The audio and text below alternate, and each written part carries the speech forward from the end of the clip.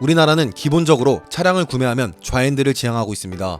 뿐만 아니라 중국, 대만, 러시아, 그리고 기타 인접한 국가들도 대부분 좌핸들을 지향하고 있습니다. 하지만 반대로 일본의 경우 특이하게도 우핸들을 지향하고 있는데요. 이러한 이유가 발생하게 된 원인이 무엇인지 알아보려 합니다.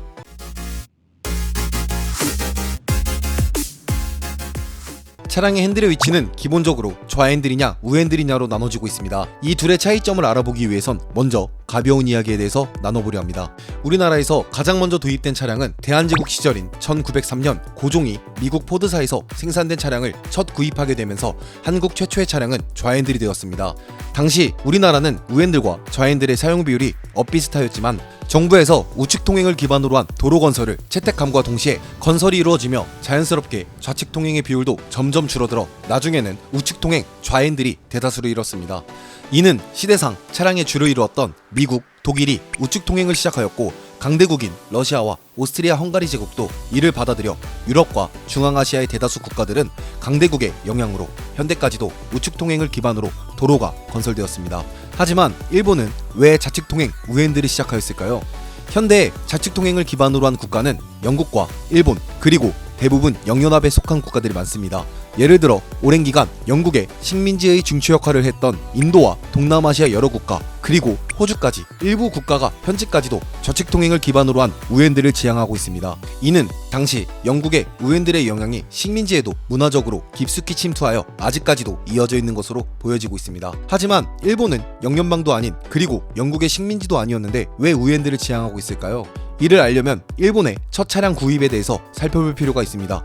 일본의 첫 차량은 19세기 메이지 유신 시절 영국에서 차량을 수입하기 시작하면서 우핸들이 시작되었습니다.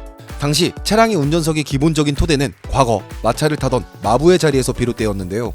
영국의 마차는 대부분 말 2마리가 끄는 마차가 대다수였는데 이 영국식 마차의 특징은 마부의 지정석이 따로 없다는 것이 특징입니다.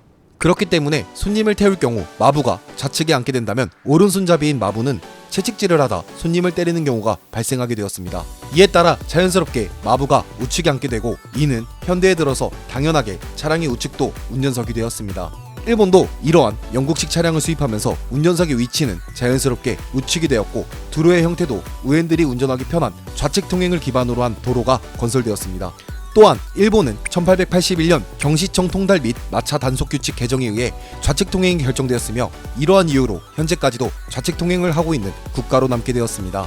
이처럼 여러 나라는 주변의 영향과 당시 시대적 배경으로 인하여 자연스럽게 양측 핸들의 위치가 변화되었고 이를 통해 도로의 형태도 핸들의 위치에 따라 자연스럽게 변화되어 건설되어 왔습니다. 현재 유엔에서 정식적으로 인정하고 있는 193개국 가운데 53개국은 좌측 통행, 140개국은 우측 통행을 하고 있으며 이는 대부분 국가가 우측 통행을 한다는 결과로 보여지고 있습니다. 시청해주셔서 감사합니다. 다음에는 더욱 유익한 영상으로 찾아뵙겠습니다. 감사합니다.